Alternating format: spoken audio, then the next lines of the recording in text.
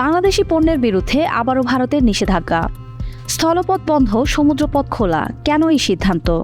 3 মাসে 3 দফা নিষেধাজ্ঞা, চাপ বাড়ছে বাংলাদেশের রপ্তানি খাতে।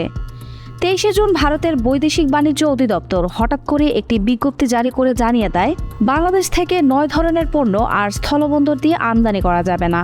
এই পণ্যের মধ্যে আছে কাঁচা পাট, পাটের রোল, পাটের সুতা ও বিশেষ ধরনের পাটজাত কাপড়। কিন্তু আশ্চর্য ব্যাপার হলো, এই নিষেধাজ্ঞা শুধুই স্থলপথে। যদি সমুদ্রপথে পাঠানো হয়, বিশেষ করে ভারতের মুম্বাইয়ের নবসেবা বন্দরের মাধ্যমে, তাহলে আপত্তি নেই। জাতীয় রাজস্ব বোর্ডের তথ্য অনুযায়ী 2023-24 অর্থ বছরে বাংলাদেশ এই 9টি পণ্য রপ্তানি করেছে প্রায় $15 কোটি সমপরিমাণ। আর এর মধ্যে $14.77 লাখ পণ্যই গেছে স্থলবন্দর দিয়ে। অর্থাৎ প্রায় 99% পণ্যই গেছে সেই পথে, যেটা এখন বন্ধ।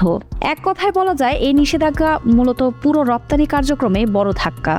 এই ঘটনার আগে ভারত আরও 2 দফায় বাংলাদেশের পণ্যের উপর বিধিনিষেধ দিয়েছে। এপ্রিল মাসে কলকাতা বিমানবন্দর ব্যবহার করে আন্তর্জাতিক রপ্তানির সুবিধা বন্ধ করে দেয়।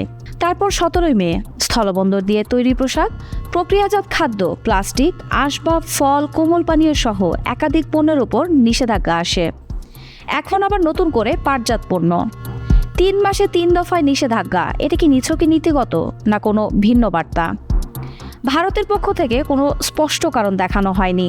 তবে বিশ্লেষকরা বলছেন, ভারত হয়তো তাদের অভ্যন্তরীণ বাজার রক্ষা বা রপ্তানি ভারসাম্যের রক্ষার কথা ভাবছে। আবার কেউ কেউ মনে করেন এটা হতে পারে আঞ্চলিক চাপ প্রয়োগের কৌশল। বাংলাদেশের অর্থনীতি এখন অনেকটাই রপ্তানি নির্ভর, আর ভারতের বাজার বাংলাদেশের জন্য একটা বড় উৎস। এমন সময়ে একের পর এক নিষেধাজ্ঞা রাজনৈতিক বার্তাও হতে পারে।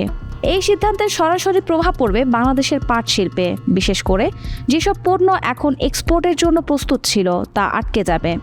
অনেক ব্যবসায়ীর আর্থিক ক্ষতি, কারখানায় উৎপাদন বন্ধ, এমনকি শ্রমিক ছাঁটাই পর্যন্ত হতে পারে। যদিও সমুদ্রপথ খোলা রয়েছে, কিন্তু সেখানে খরচ অনেক বেশি। সেখানে পরিবহন সময়ও দীর্ঘ, যার ফলে প্রতিযোগিতা কমে যাবে। প্রতিবারই ভারত কোনো নিষেধাজ্ঞা দিলে আমরা অবাক হই, হতাশ হই, কিন্তু তার সমাধানে খুব একটা প্রস্তুতি দেখি না। বাংলাদেশের এখন বিকল্প বাজার খোঁজা জরুরি।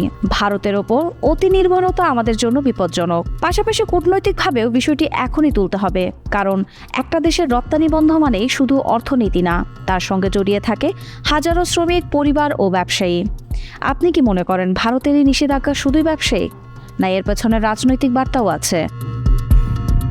কমেন্টে জানাবেন আপনার মতামত। এখন এই পর্যন্তই। সাথে আছি হ্যাপি টেলিমেন্ট।